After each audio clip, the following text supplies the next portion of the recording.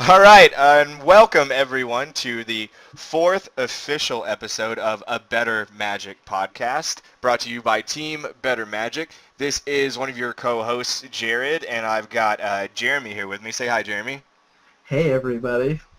So we're so glad that we get to continue making this podcast. We've been having a ton of fun. Like I said, this is only the fourth episode, and we love bringing you guys all this great content, and we're glad everyone is enjoying it. So we have a few things that we want to talk through today, and one of the things I want to start with is how we plan to actually kind of continue the format of this podcast. It's kind of big news.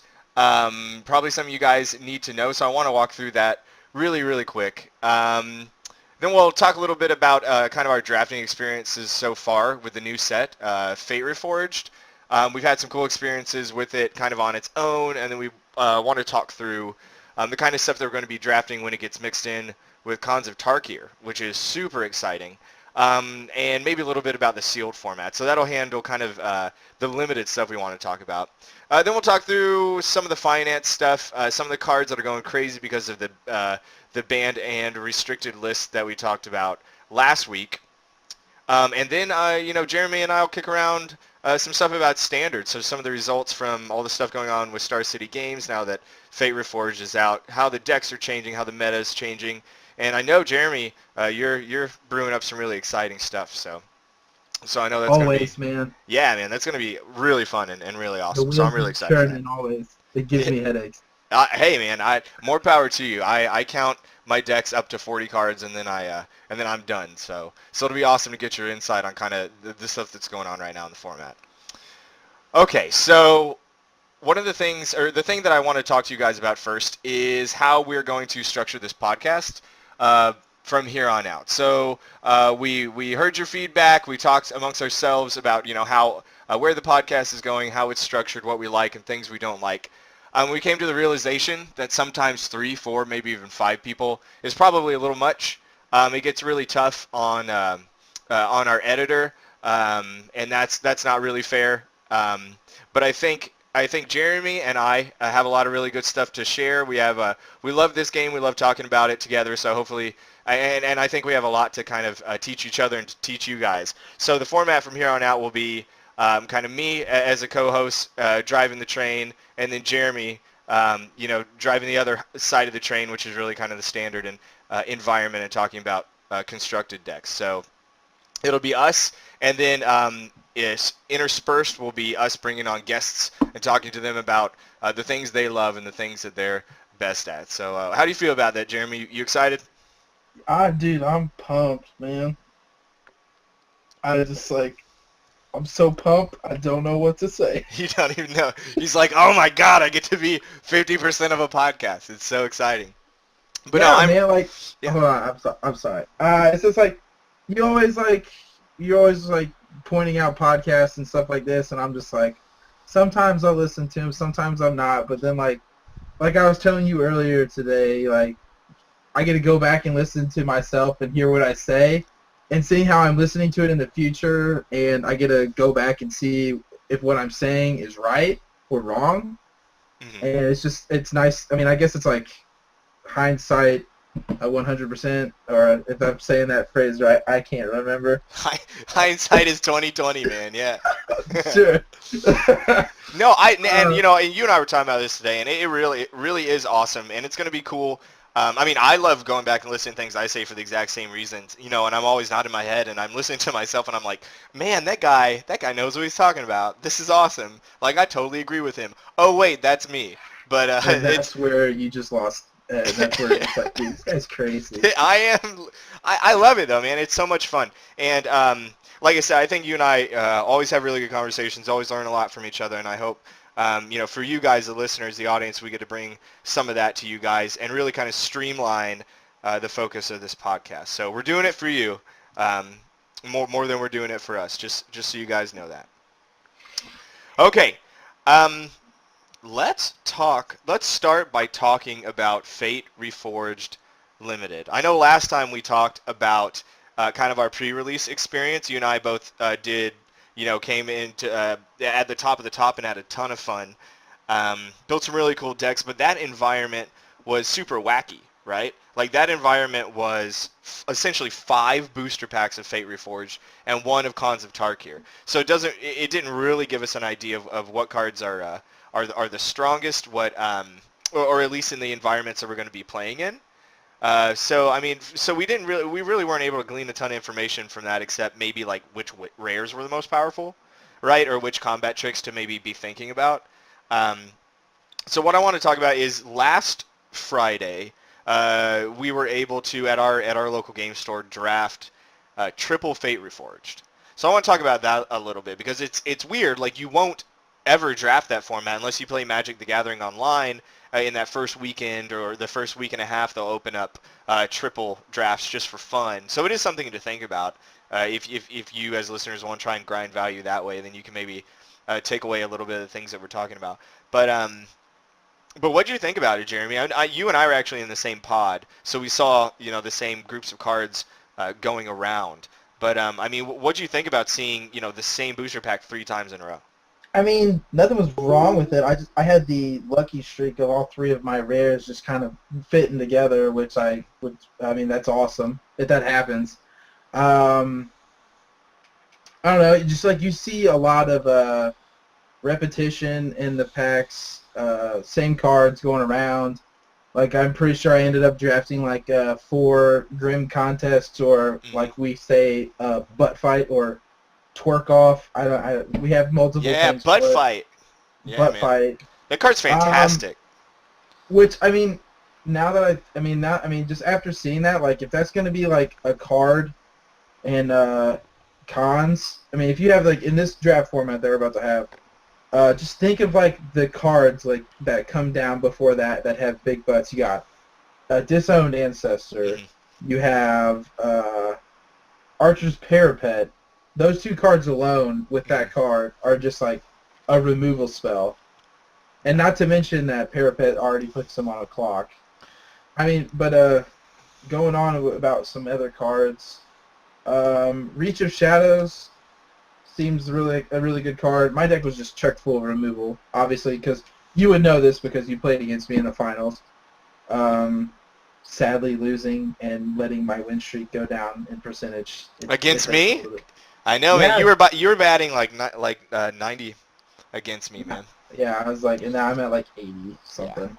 Yeah, math. It's pretty close. Yeah. No, your deck was good, man. It's so crazy though, because in this, in the format, it's not a real format, right? This set only has 185 cards, so that's actually like almost 100 less cards than just Cons itself, right? And when you mix the 2 together, we're at almost over 400 cards. Because the actual draft format will be 1 pack of Fate Reforged and 2 packs of Cons of Tarkir. So you can really roll over all the the majority of knowledge that you had coming out of Cons of Tarkir. You can roll the majority of that into this new draft format, where essentially only one of those packs will be replaced by Fate Reforged cards, which you have to think about.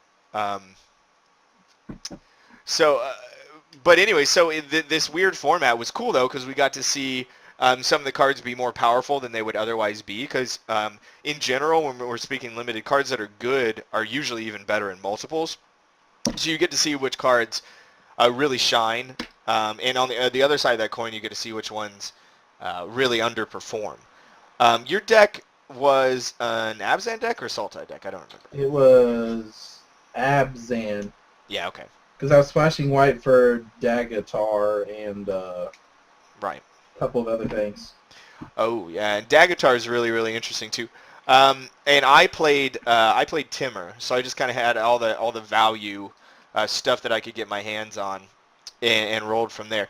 Dude, I got to tell you, the card that was an all-star the whole night, which I think it'll have the same effect in Fate Reforged Cons as it will, or it will be just as good as it was in this non-format triple Fate Reforged, but Supplant Form is insane. I mean, it is truly ridiculous. You never played that against me. Oh man, it is so crazy.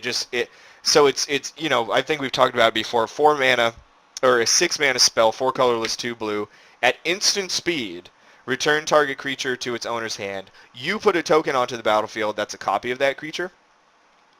So they play. It's insane. It basically buys you a whole extra turn. If they're really just building up one or two giant creatures, you get so far ahead because let's say they move to attacks, right? Let's say they got two guys, and this happens a lot. So they got two, maybe three guys.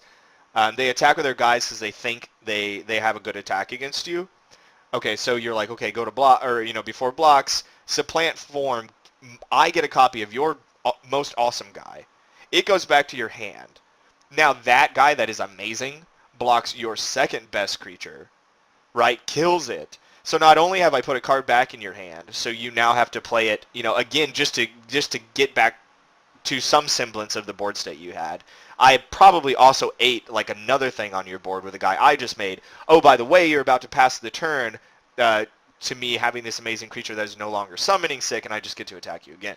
And it is, that is just a blowout. That is absolutely ridiculous.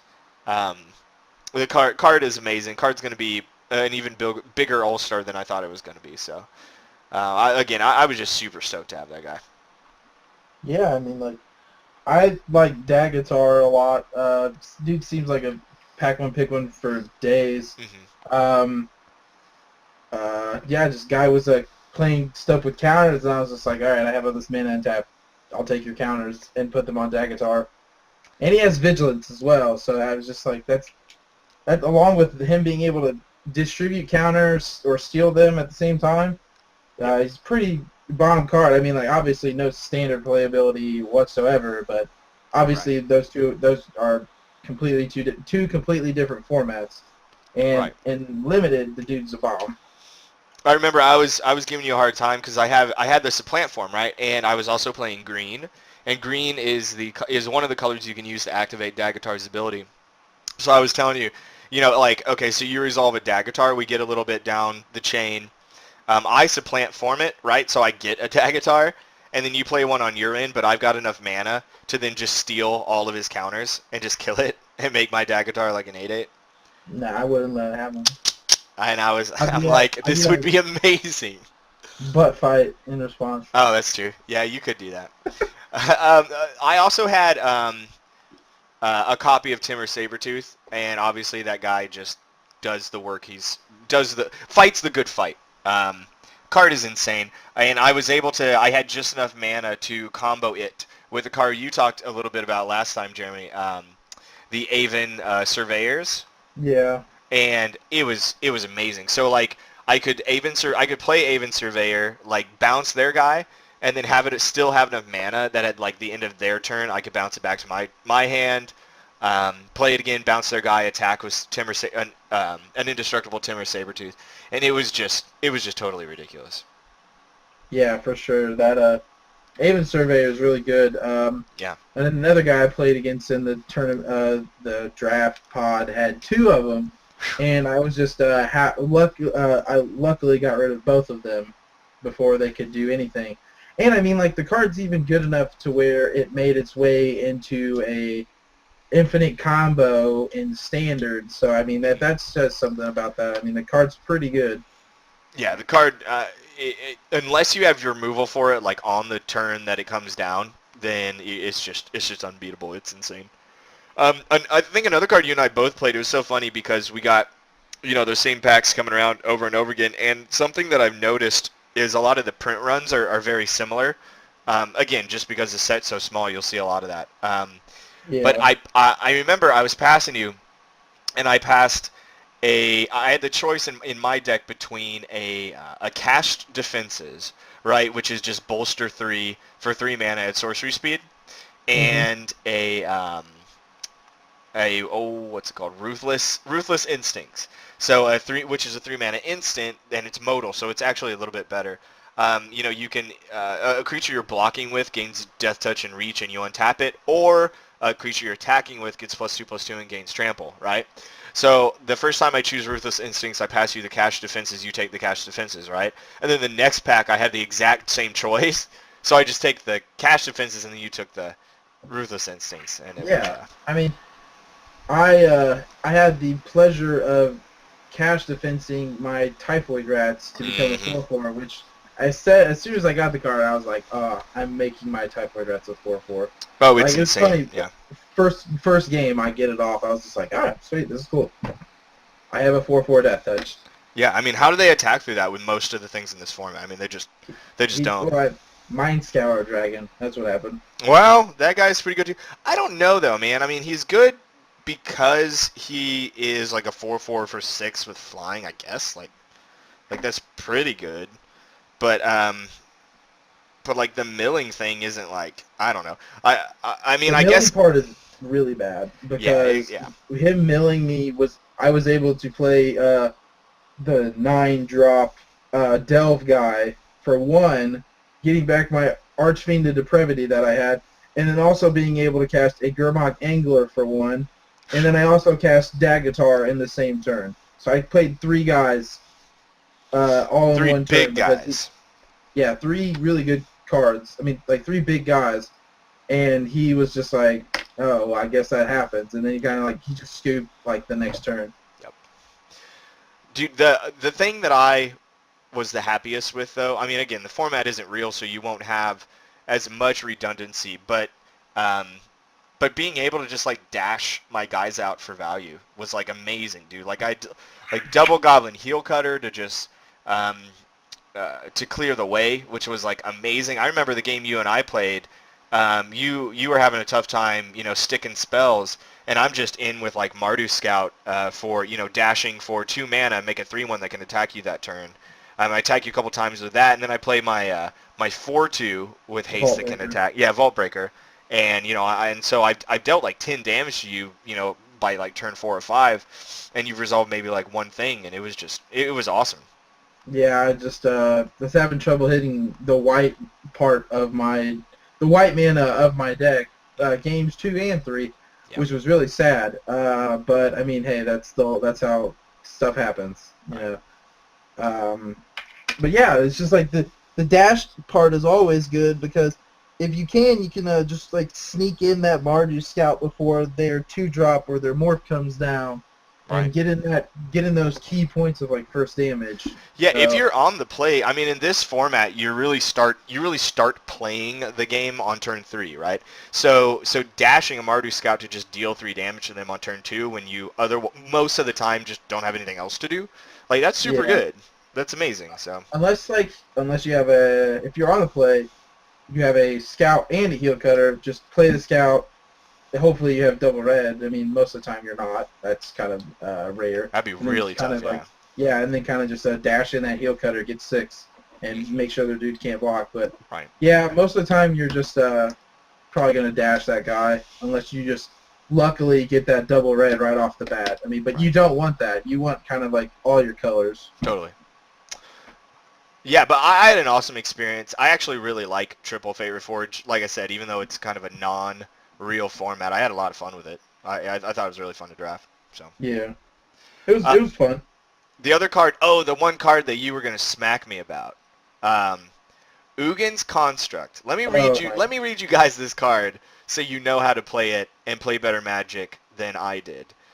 So Ugin's, I think we've talked about it before, but Ugin's Construct is a 4-mana artifact creature. It's a construct, by the way.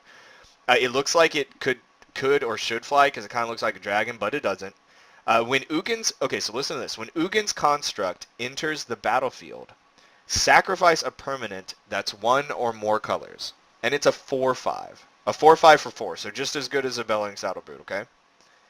So what I didn't realize is that if it is the only thing on the battlefield other than lands, then you don't have to sacrifice anything.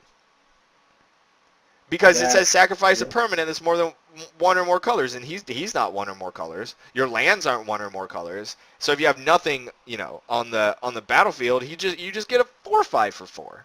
It's ridiculous. I was like, my brain was like, this is too good for that. Like, this is too good to be true. So I spent a turn 4 where my opponent had like removed my guy, so I didn't have anything on the field, and I passed the turn holding up, maybe some, I forgot what it was, but some 4-mana thing, 3 or 4 mana thing that I could have done, I guess, but you played a Heel Cutter instead of putting him down. Okay, yeah, exactly. So I dashed the guy out to get 3 damage. No. No. I just played this guy. Yeah, that's even worse. Played the Heel Cutter. Yeah. So I don't know. It was dumb of me to not think that. So like I said, when you're drafting this format, that's a card. That's a real card that you can get. You won't see very much of it because you only get one pack of it, and it is an uncommon. But if you get this guy, do not forget that you can play it on turn 4 in an empty board with no repercussions. And you also can play him since he's a 4-drop. Morphs come down turn 3. Yeah, I was This just gonna guy say can yeah. come down and he will not sacrifice. You do not have to sacrifice your morph. Right, because your morph is colorless. So do not forget that. Card's amazing. Card's a million times better than I thought it was. So I just want to make sure I mentioned that one. Yeah. I saw that and I died a little bit inside. I was like, oh man. I know, man. I was like, I didn't mean to disappoint you. I could tell you were like just writing that card off in your hand the entire time because it was just like the farthest away from your attention. I was like, he's missing like the best play in his hand right now, and I just can't say anything, but I want to scream at him. I know, man. It was rough. I will not be making that mistake again. Yeah, I hope not because if I'm right next to you. I know, dude. You just smack me, man. Okay, so what's really interesting though is you and I mean, we haven't actually played the real format yet. Yeah. You know? I mean, we have not drafted Fate Reforged cons. So I'm really interested to see how those decks shape up, right? Like, I mean, this format, this self-contained kind of triple non-real format is fun. Like, it's super fun. It's really, there are a ton of powerful cards, and it's really fun to play with a lot of cool interactions. What do you think changes, when we get one extra pack of this and one less pack of cons? I mean, what clans are good? What rares are we picking out of this? What's going to set you, into your cons colors? You don't. I mean, I guess sometimes maybe your rare can set you, but like say you get a clan leader, like that doesn't technically set you in a color because say you pull Dagatar for instance, his activation cost is either black or green, so you can have him in Abzan or you can even have him in Mardu. So just going from the cons perspective. Like they don't set you in a color just yet. So I mean, they're always like, if they're a powerful one, which I feel like most of them are, probably besides man. I think they're all good. Yeah, I mean they're all good. Like, yeah, okay, yeah, they're pretty much all good. I was trying to think of a bad one, but like they're obviously not. So I mean, none of them actually seal you in to a color. You can always go like one or the other. You can always go one clan or the other, and then obviously you can just kind of like either solidify that pick, and you can either solidify either one of those picks in your cons packs, or you can just literally continue to like go 2 colors, like how we normally do until like, we'll just stay 2 colors until we like get pushed into a third one, or we just stay 2 colors in general because we keep getting all these good 2-color cards, and we don't have to go to a third color and put a strain on our mana base. Right. Yeah, I think you hit the nail on the head, man. Like, I think, as we're looking to kind of build the start of our draft pool in Fate Reforged, when you're going through that pack, I think one of the most beneficial things you can do is draft enemy colors, right? So if you're drafting a 2-color deck, as closely as you can without veering into a third before Cons of Tarkir, and the 2 colors that you've picked are enemy colors, what that does is it leaves you as wide open as possible to one of 2 other colors to be your third color, like a third color splash, right? Whereas if you choose, it's interesting because if you choose 2 allied colors, you actually are essentially doing the exact same thing to your deck as just going ahead and picking 3 colors, right? So it's something to keep in mind. Like, I mean, I will actively be drafting, like I said, enemy colored pairs, and keeping as wide open as humanly possible going into a third pack, because I don't want to be stuck. Maybe even just the packs themselves not having enough of that third color, that I might just accidentally set myself into, and then just being totally screwed and having a hard time switching out.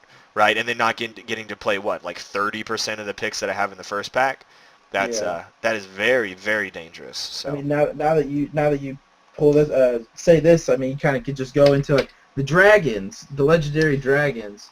They're yeah, all ally colored. So I mean, if you do take one of those, you're kind of like pushed into that clan. yeah, Like, so for instance, let's say you take Silumgar, just because he's my favorite one, he's calling good, him, man. Yeah, yeah, dude, the Drifting D. That's yeah, literally what my nickname is for him. Um, so yeah, if you pick him, no other color combinations are with that, except for you can either go blue black or Sultai. right. So you're kind of like, or unless you want to go some like 4-5 color deck, which I mean that's not bad, I guess, but hey, I Right. mean like in triple Fate Reforged, I believe it was easier to go 5 color. Yeah, I mean, yeah, because you saw fixing in literally every yeah. pack. Every pack is guaranteed. Yeah, and so it was just easier for it. You could have gone that, but I mean, I don't really think anybody did unless Ian tried to force it.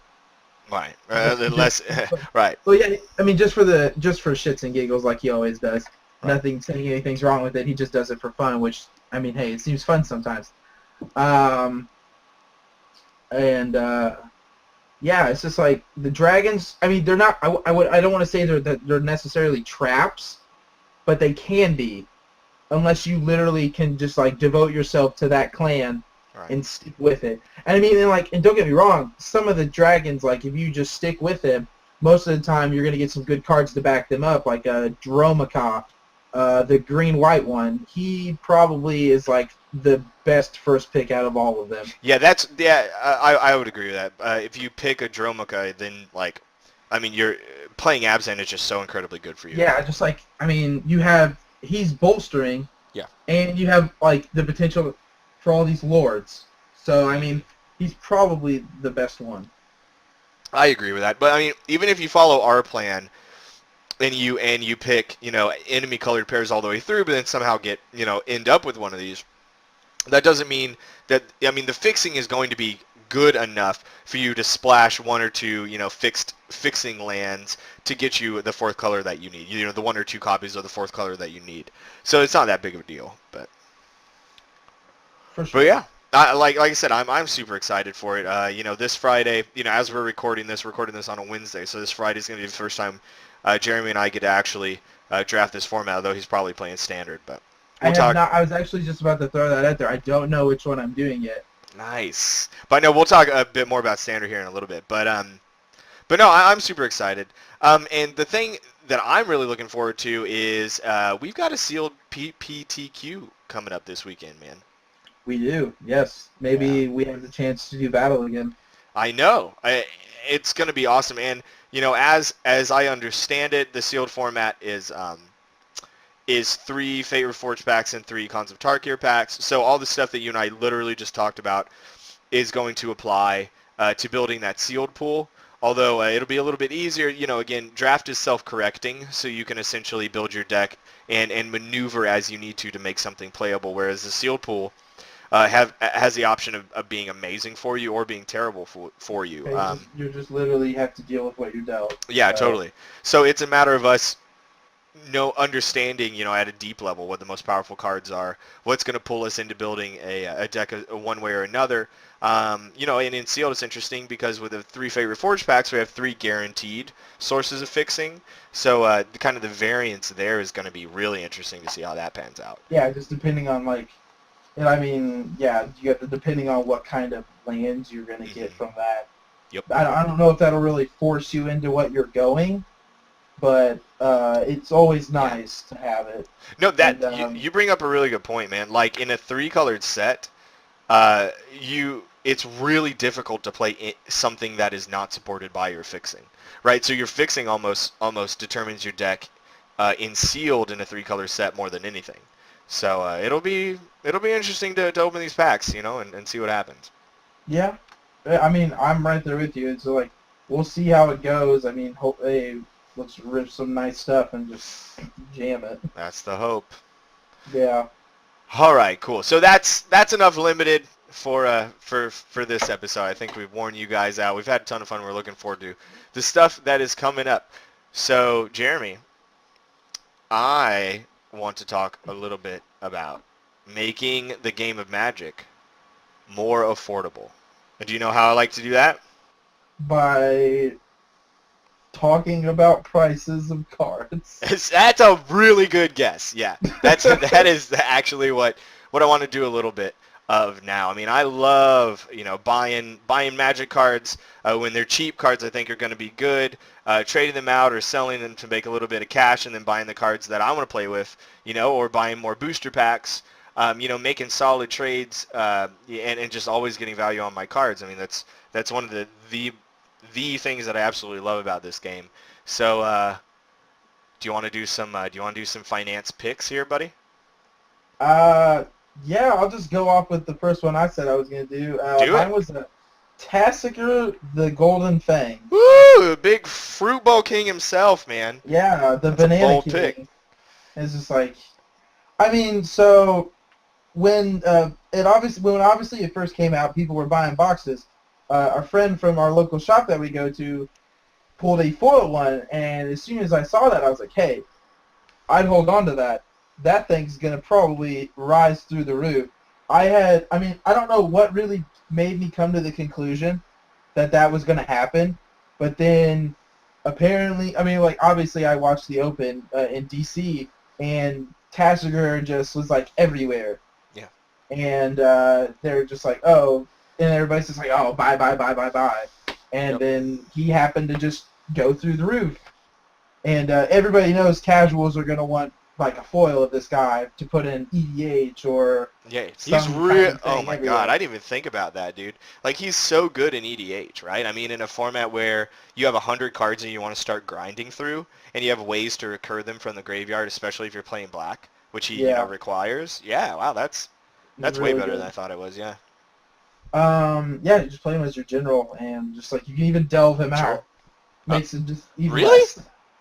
I don't see why you wouldn't be able to. It's part of his casting cost. Oh, that's crazy. Like, I knew when this card was spoiled that he was going to be good, right? Because we've seen the delve mechanic literally start breaking formats, and when you get to cast a 4/5 for like 2, maybe even 3 mana, and he recurs all the stuff you had in the graveyard through your other effects anyways, like, that's pretty darn good. Yeah, I mean, like, you can get kind of like if you just mill over some lands in your EDH, obviously they're just pointless after that because you're not going to get them back. Just get them out of there and make your Tassiger cost less.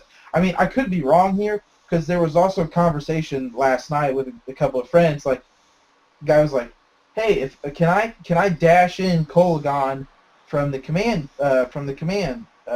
center post?" Yeah. It's just an alternate cost, right? Just like Derevi has that alternate cost. And then I was like, I'm pretty sure you can because it'll go to your hand. He'd just come to your hand, and then you can just dash him again. Yeah. And then come to your hand, and he's still your general. So it's general damage. It's still taking general damage. Wow. That is actually amazing. Wow. Then I was like, I'd have to look into this more. I don't know if WotC obviously like predicted this happening. Yeah. And I was just like, I mean, hey, if it does, that's pretty amazing because like this guy just kind of like kills you in 5 turns. Yeah. If you don't that's crazy. What? Especially if he's swinging with another dragon, then he triggers ability. Oh yeah, that's just broken, right? Yeah. Yeah. What's your so what's your finance pick on Tassiger right now, man? What are your thoughts? I can't remember exactly how much he's at right now. He's at like $12, man. Yeah. I mean, he went from, if we look at the price he went from like $4 to like 13 at one point. I was just like, wow, that was a pretty ridiculous jump. Yeah. But I mean, I believe he deserved it. He made his point in the Open on like, hey, I'm a really good card. You're gonna want to play me. So all-time low was like $2.50, and he peaked at about $12. He's at about $10 now. If you want to buy it on eBay, there's like I said, eBay buy it now for about $10. So would I be wrong in advising people to sell this card now, to sell into the hype? to sell into the hype. Yeah. Um, I mean, to he's be going honest, down. I mean, he is going. I mean, I think he's more of like, I think stabilizing. You know, I think Okay. he's more of just like stabilizing. Yeah, there was a huge jump, and like people are going to be playing with this guy and testing with him Yeah. for as long as he's out. Sure. Sure. So I don't. I mean, like $10 is maybe a little bit too high, but Yeah. he'll obviously stay between 5 and 10. Okay. In my honest opinion, like he's too good of a guy. Like the other cons are just like not standard playable one Yeah. bit. I mean, again, maybe except Yazova and Alicia, like Alicia being like doing all these janky combos, Yeah. and Yazova just being in like a Timber deck. But Tasigur is actually like, hey, I'm gonna drop off these 2 cards in my graveyard. If one of them's a land and like say the other one's like a downfall or some kind of like really nice spell or a creature, you're just gonna be like, oh well, I'm forced to give you that. Right. And like he's like a source of card draw for 4. Like Yeah, I mean, yeah, that's insane. if you mill over 2 things, if you mill over 2 lands, then like yeah, that happens. But hey, those lands are going to serve another purpose as delve, so those lands are still playing a part as being lands. Right. Well, your opponent still gets a choice out of your entire graveyard, though. Yes, I'm more going on the point of like, hey, you just play them and then you activate them. But yeah, like his also casting him for delve, you can kind of sculpt your graveyard with him. Oh, yeah, And- absolutely, man. Yeah, and a 4/5 in this format is like he blocks a Siege Rhino. Yeah, you're obviously also playing him with other delve cards such as like Murderous Cut, Dig Through Time. That gets dangerous, though, right? I mean, not really. I mean, because Dig Through Time is just fueling your hand for more cards to put into the graveyard. Yeah. And then you can just get those cards back because you're obviously choosing what cards you want with Dig Through Time. And if you're going to play those cards, Tasker is going to be like, oh, hey, you just threw away your entire graveyard to Dig Through Time, and now you have a Dig Through Time, and you have this spell that you just got back, and say you played it. And now you have Dig Through Time and the card that you just played. Yeah. Or say if it was like an instance or sorcery. Tasker will be like, okay, next turn I'm going to get either one of those back for you or a new card. And who knows what that card's going to be. Yeah. So he's just like, and somebody I know even went as bold to say that this guy is better than Tarmogoyf in Modern. No and way. I 100% agree with him on it. No way. He doesn't attack as well, and he doesn't come into play as quickly. I mean, like, but you have to look at this. Sometimes they're banking on their Tarmogoyf from cards that are in your graveyard. Yeah, they could be doing the same with their graveyard. That is true. But just think about this guy's like, he'll get rid of your entire graveyard, and God knows, like, if you played more spells or anything else, like, he comes down as a definite 4/5. So Tarmogoyf has to have like 4 types of cards in the graveyard to be like the same size as him. He has to have 5 to be bigger than him. That is true. And you can play this dude with Scavenging Ooze, which Scavenging Ooze just puts a big middle finger to Tarmogoyf. That is true too. Yeah. So I feel like in the right shell, this guy is Just a ton better than bombastic. Yeah, that's awesome. Yeah. So I mean that could also lead up to him being higher in price, but hey, this is speculation. Yeah, I don't know. From my finance point of view, I tend to agree with you. I think the window is actually passed for making your money on this guy. Like if you got him at $2.50 or $3, and then you opened up a bunch in packs, and you were able to sell when he was at like $12 into a buy list, you made like $6, right? So you made like $3 on every copy ish. But now that he's at 10, you might make 4 or 5, and you're making like $1, which isn't going to cover your shipping costs. Yeah. So he's not a very good sell right now, but he's definitely a hold, right? I mean, he's definitely a hold if you want to play with him. Yeah, I mean, like if you have him, like you're not mad. Yeah. And it's just like, yeah, I mean, yeah, the time to sell him was probably past. Yeah. But there's also like he's at the point of like stabilizing at 10 right now, and you never know if he's going to go up or down. That just all depends on how people's point of view is like with him. And all I've heard about him is how amazing this card is. Like it's good, no question. He's just like he's a really good card. I may be like overstepping it, like, but I just think he's an amazing card. I mean, like, yeah. No, card's fantastic, man. I'm with you 100%. Okay, so so that's your pick. So the card that I want to talk about real quick, and then we'll move on to standard stuff, um, is Fauna Shaman. I think that this card is fantastic. I think in the wake of Birthing Pod getting banned, it's kind of your next best alternative as far as toolbox cards go.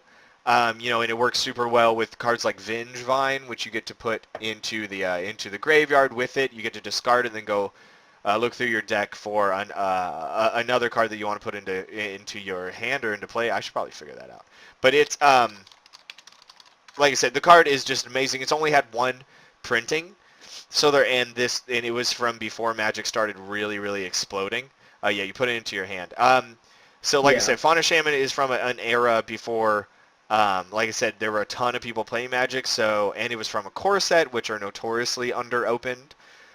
So again, there aren't that many copies out there. I think this card is an amazing choice. I think the normals at about 850 are probably an okay buy just for cash if you're going to play them. Honestly, 100%. That's 750 right now. 750, sure, and that's even better. Like, I mean, if you're going to play them, buy them at that. But I think the foils are like an automatic buy at like $14. So like less than double the price, less than a 2 times multiplier of a normal. For, like I said, for a card that just is not open very much at all. I think we're going to see more and more modern builds coming out of this card, and it's going to be really powerful. So if do you believe that people are going to try to replace Pod with this card? I don't know if they'll replace Pod with this card, but I think this card will make it a lot easier, especially with cards that have good recursion out of the graveyard or mess with the graveyard or dredge themselves out of the graveyard. Those builds are going to replace the toolboxy stuff that was going on with Pod, because there's two different things for Pod, right? So half of the Pod deck is a deck that you can just play all the value creatures, which that's just going to become, the Abzan deck, like Abzan midrange and modern, right? And that's one half of the deck. Yeah. The other half, though, is the toolkit stuff, where you just go get the best stuff that you need when you need it. And that doesn't have a replacement right now. That's not the half of the deck that you can just continue playing unless you play this, alternative, this Fauna Shaman, which is going to, again, whenever you need to get the card you need, you go get it. So, I could see a deck where it's like you got some Bloodghasts with Vengevines, and it's just like... it's not Vengevine. Oh my god, that kills me. Sorry, what is it? When people say, like, it's not... the word is Vengevine. For whatever reason, people say Vengevine, and it's not like I'm going to get my Revenge, or it's not like a Johnny Vengeant. His name is a Johnny Vengeant. It's a Vengeance Vine. There we go. Yes, yeah, totally, yes. That is much better than Vengevine. Hey, it's better than Sandsteppy. Anything's better than Sandsteppy. Yeah, I'll give you that. But no, I think Fauna Shaman is an amazing buy. Even for cash at this point, I actually, and I don't say that about very many cards. I wouldn't say that if this card was ever reprinted anywhere else. Like if it had 2 or 3 printings, or if it had some sort of premium version, then I would not be as hot on it. But it doesn't. Like the only ones you can get are the ones that people open from 2011 core set booster packs, and I'll tell you that number is very, very low. So something to think about. Yeah.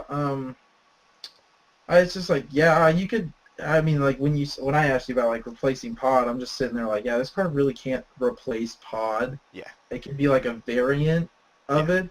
I mean, it also is just like, because Pod brings it on the field, this one brings it into your hand, but right. There's like different combos with this one, such as Vengevine. Yeah. Yeah. No, I was just sitting there to like, if I said it right. I wanted to hear what you were gonna say. You gotta make sure you say it right. Yeah. Yeah. Like Vengevine, Bloodghast, those 2 cards, like I've seen, like I don't know if I saw her in there, but those 2 cards with her seem pretty good. Or I mean, what the heck, right? You just play like a Rug or 4 colors, and like you just start playing draw spells and burn spells and get yourself into like a Kiki-Jiki or a Pestermite or a Kiki-Jiki with an Angel. right? I mean, there are ways to just draw a bunch of cards, a lot of ways to Yeah. dump whatever crap cards in your hand to get one of those pieces and just set it up. Play some It's Timmer. it's slower, yeah. It's slower, no question. But Get some, there's yeah, just get a Timmer twin going on. yeah, Timber Twin with Vengevine and Tarmogoyfs. So the stuff you are discarding makes your Tarmogoyf bigger Yeah. until you hit your until you hit your Splinter Twin or your Kiki Jiki. I mean, you wouldn't want to play Splinter Twin because you want to get. I wouldn't think you would because you want to get Kiki Jiki with this card. No, you But probably wouldn't. You would want to get like you would. It'd be more of a creature based deck. So yeah, it'd be totally. like Kiki Pod because Kiki Pod didn't play Yeah, Splinter Twin. It just played right. Kiki Jiki. Yep, exactly. So I don't know. I think it would be cool. I think it's a good buy. That is my pick for this week. I mean, yeah, I've had run-ins with this card. Nick playing it. So yeah, Good. yeah, it's a good card. It's been around. The set it's in was with the Titans. So Yeah. I don't know if that says anything about the box. I'm surprised. Good. All right, Jeremy. Let's take the last 15, 20 minutes here and let us talk to the good people about the new standard meta and the stuff that we saw Never asked. and the stuff that we saw coming out of Star City Games. So basically the first big, high-level, newsworthy tournament after release of Fate Reforged. I mean, what did we see and what have we learned? So, I missed like some rounds of the tournament because I like to sleep. So, when I got on, like cards that I was seeing cards that I knew I was gonna see, but then I also saw some cards that I didn't think I was gonna see. So I'll start with those first. First card I didn't think I would ever see, Frontier Siege. Yeah. Probably because I read the card a little bit wrong and didn't know you got mana at both main phases. What? I should probably read a little bit more. But and then I saw it with the deck tech with Brad Nelson. I was just like, man, this card is really good. You got the turn 4 Hornet Queen in the possibility of a turn 4 Ugin. Like, who wouldn't want to do that? It's just like it's like Uber ramp. Yeah. And then you just play it around with you get the cantrip, Island of Blossoms, you get Doomwake Giant, Coursers, and yeah, you got Ugin in there. You got your Garruk Apex Predator, which he hasn't been seen at all. Right. And it's nice to see him back. I mean, it's just like that was one card that kind of just slid under the radar, and I did not expect seeing it at all. But cards that I did expect to see, like I did expect to see some people try Warden of the First Tree, which somebody did, and he did well with it, if I can remember his name. Is that card any good though? Because we talked about it a little bit last time, and it does different things than Idol, right? I did bring it up in the last podcast, and I said like, hey, this guy could be a 4 of, and I instantly was like, that was like one of the one things I said, I wish I could take this back. He's an okay card. Yeah. It was Andrew Boswell. He was playing 4 of them. Wow. And I was like, I guess you can play this card. And he also brought back Soldier of the Pantheon, which I was like, this card, somebody's playing this card? What happened? I'm so happy. I still have like 30 copies of that card. Yeah, I know. I was like, as soon as I saw a Soldier, I was like, somebody get a hold of Jared. He needs to know that this card is playing right now. Yeah. Ever since Siege Rhino came out, people are like, oh, hey, yeah, Soldier of the Pantheon. I get a block Siege Rhino for days. And No, you also, don't. the dude is trampling over you for 3 the entire time. Right. But yeah, Warden of the First Tree, he is a decent card at most, but in my opinion, he could ruin your curve at the same. Like, yeah, he'll come down. He's a 1/1. You can either your next turn make him into a Watch Wolf, or play a Death Dealer or a. Yeah. At what point is a Fleecemane Lion just like way better than this guy though? Well, the thing is, like I pointed out in the last podcast, like they both have late game potential. Yeah. But Fleecemane Lion, I feel like his late game potential is infinitely better because he has the ability to make himself hexproof and indestructible. So unless they just like have a merciless executioner in their sideboard and your Fleecemane Lion is the last thing in there, or some way to make you sack it, Like, Okay. that dude is staying for the rest of the game. Yeah, which is like amazing in this format because Yeah, there's and no edict effects except that 3/1 guy. So I yeah, the mean, merciless executioner. yeah, And so just looking at this, I'm like, Ward of the First Tree, yeah, I'll dump a whole bunch of mana into him, but hey, if yeah. you just have that removal spell, then, like, yeah, I just did all that for nothing. I did see him one time become a 13-13, if I'm correct on that total. That's cute. It becomes 8-8, becomes 5. Yeah, so he swung with it, and he was like, the guy was like, yeah, I'll just block your Ward of the First Tree. And he was like, I'll make it a 13-13 trample lifelink, and he was like, oh, you can do that?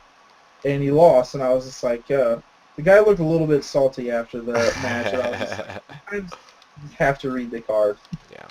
I'll stress that like enough because I mean, there's times where I'm just like, what? This card does that? And Yeah. then, I do it all the time. Or it only happens to me though when I'm like borrowing someone else's standard deck and like I know just enough about the deck I'm playing to be dangerous, and then someone else is trying to do some crazy thing that I just don't know what's going on.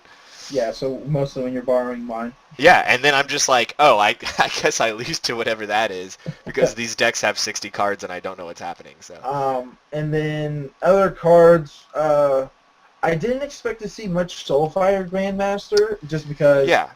my outlook on the card is that it's worse than Seeker of the Way. You know, I agree 100%. Yeah. I mean, yeah, you get the lifelink off of the burn, but Yeah.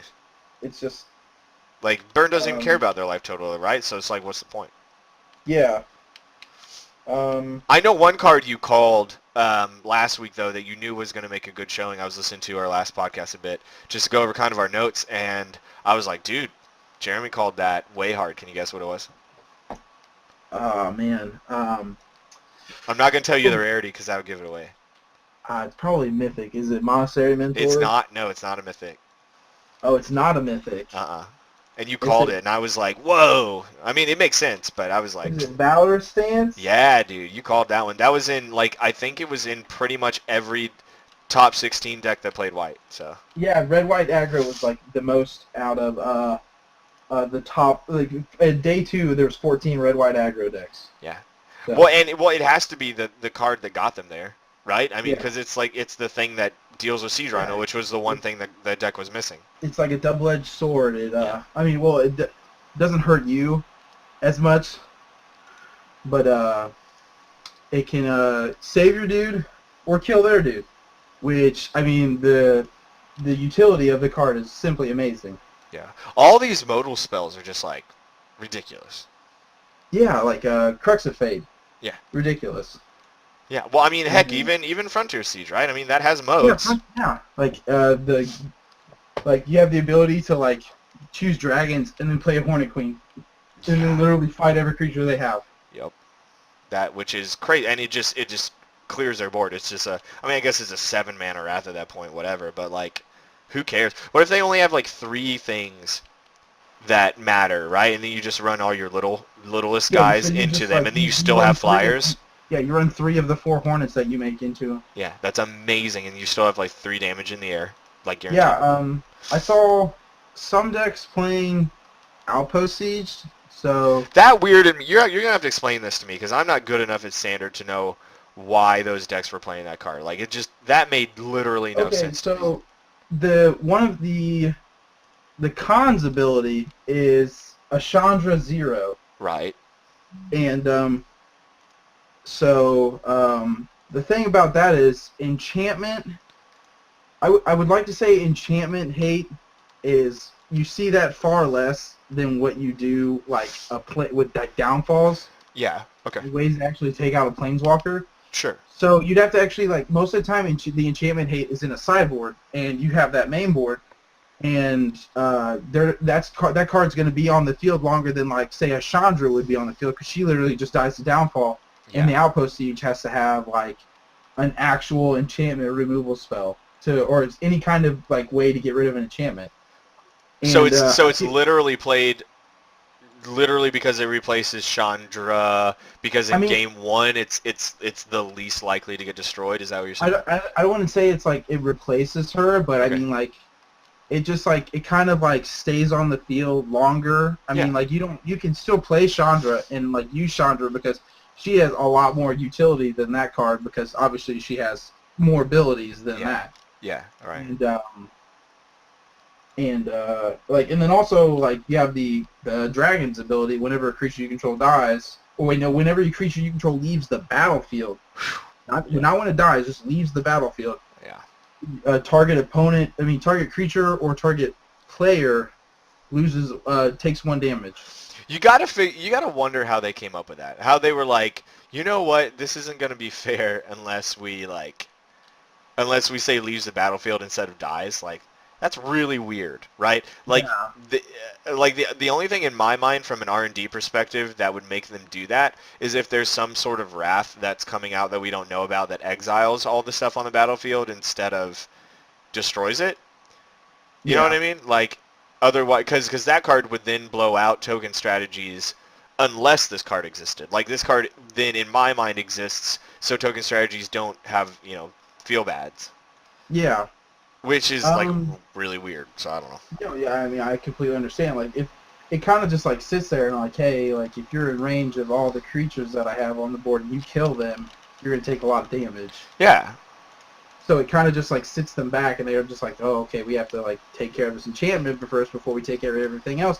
Yeah, so it that's gives nice. you time to, like, kind of just push into the rest of the damage with the creatures that you actually have. Yeah, which is awesome. Which, I mean, I like that a lot, but... I don't know, just a weird card. I don't really know why it was played other than, like... I guess I just don't like drawing cards and being forced to play them to get value. To not play into card disadvantage. I don't know. Like, that just makes me feel bad. The thing about it is, like, the turn that thing would come down is turn 4, and basically by that point, with that kind of a deck, your hand's already kind of running out.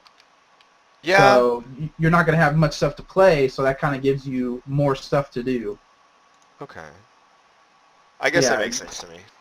And then the last card I want to go on, I could go on about multiples, but the one card that was Monastery Mentor, which, I mean, obviously, you're probably like, oh, yeah, we already know about this card, stuff like that. Yeah. It's just like, I came to the conclusion that this card also has a hidden text on it that says, hey, when you put this guy onto the battlefield, look into your opponent's hand, take a removal from it, and discard that removal, and then also put your Monastery Mentor in the graveyard. Yeah. It demands to be killed. I It's like, hey, you need to kill me now, or shit's gonna hit the fan. Yeah, no, I like that analogy a lot. It's like the Planeswalker effect, right? Like, Planeswalkers are good because people spend their resources, like, killing them. When you get essentially free reign to do whatever you want until it leaves the battlefield, and you always get at least a 1-for-1 out of it. And and if you're getting their best piece of removal, like when you explained that to me, I was like, oh yeah, I mean that's amazing. Like, this card's really good. Like, you can draw attention from, like, you have a Rabble Master, play that Monastery Mentor. They'll want to kill that more than the Rabble Master sometimes, which is huge. The Rabble Master's not coming in that first turn. But that Monastery Mentor has the potential for next turn to just dish out a ton of tokens, and, like, that Rabble Master you can just kill and before combat, and they don't get a token. That Mentor, like, once they untap, the potential of tokens that they make is insane. I mean, you don't know. Right. And man, what was I about to say? Lost my train of thought with the card. I can't remember. You're good. This is what editing is for, so we're good. Yeah. I mean, you don't have to edit it out. Man.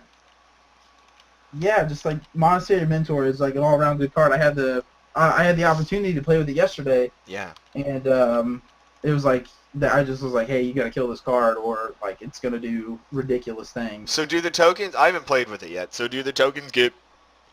Like ridiculous? I mean, do you really get the value that you're hoping? At one point, I had 2 tokens out with my Monastery Mentor. My Mentor became a 4/4, and my tokens became 3/3s, and I hit them for 10. That is pretty good. Yeah, like, and like, Chain to the Rocks with Monastery Mentor in itself is like a ridiculous thing. It's just like, right. You play this guy, remove their guy, and get another dude. So you're basically like, you're 2-for-1ing them, in my opinion. Sure. Yeah. Well, I mean, whenever you make a really good point, right? So whenever a card makes other creatures that can trade for real cards, that's ridiculous, right? So the card is all of a sudden give you a minute. It's not difficult for Monastery Mentor to give you 3 extra cards worth of card advantage, right? Or at least Yeah. 2, and that's insane. No matter what they're using their best removal against it, so it's already up. You're already up essentially a card and protecting any other creatures you play from that piece of removal. Um, but then if you're making these tokens that can just trade up, like the Yeah. incremental value is insane. The tokens are a lot more valuable than most of the other tokens that you're making. Yeah. Man, other cards to really think about. I mean, we already went on about Tassiger.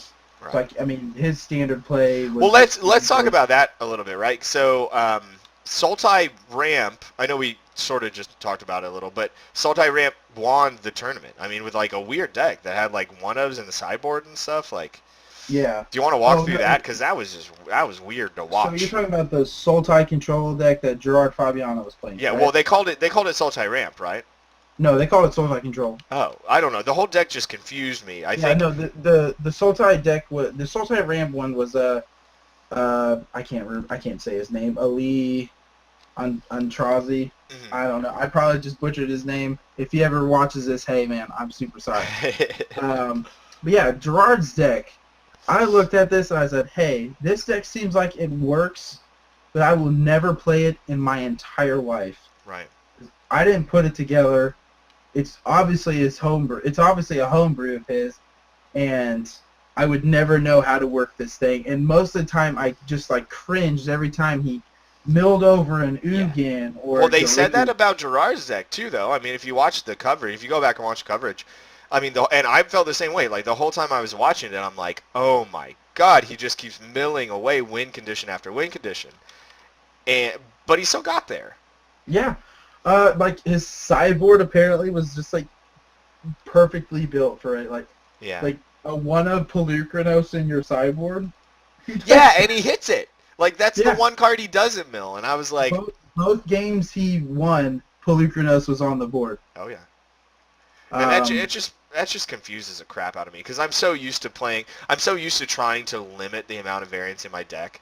It's just like, I mean, maybe Delve and maybe some of this Reanimator stuff mitigates a lot of that variance, but like, I don't know. I don't know if I believe that to be true. I don't know. Yeah, I mean, also, you got to play the Drifting D one of his games, and I was like, yeah. I think, well, so let's talk about that. I think that was one of the best cards in the top 8, for sure. I didn't really see him that much, except for that final game. I saw him in a couple of the top 8 decks. I mean, I thought it was an all-star for that whole tournament. Oh, I mean, yeah, the guy is like a 3/7, flies under the radar of Elspeth. Yeah. You can play him with your own Crux of Fate and not have him be destroyed. Mm-hmm. So the guy, and he's got a big booty. So yeah, that's huge. And he's also smiling in his picture. It's just, he is. He's like the derpiest hexproof dragon that's ever existed. It's amazing. Yeah, and he's just like, hey, all you token-based strategies, like, I crap on you. Yeah, he loves seeing an Elspeth resolved. I mean, that's for sure. He's like, oh, you have an Elspeth? Oh, so like, I get to eat all of your soldiers, yeah. I'm going to eat all your soldiers and then also beat the crap out of your Elspeth. It's so funny how well positioned he is in this format, because you remember that card from the uncommon from Dragon's Maze that did like the same thing? The uncommon from Dragon's Maze. Yeah, do you remember that card? It was like a it was the same. It was it cost less than this guy, and he was like a 3/5. Oh, what the heck was that card called? But yeah, and he like when he attacked, it was literally the same thing except it didn't have hexproof, and it cost like 1 less mana. It was a 3/5 instead of a 3/7. But nobody played that card. Look through it. Yeah, I mean like because that guy could actually just be removed.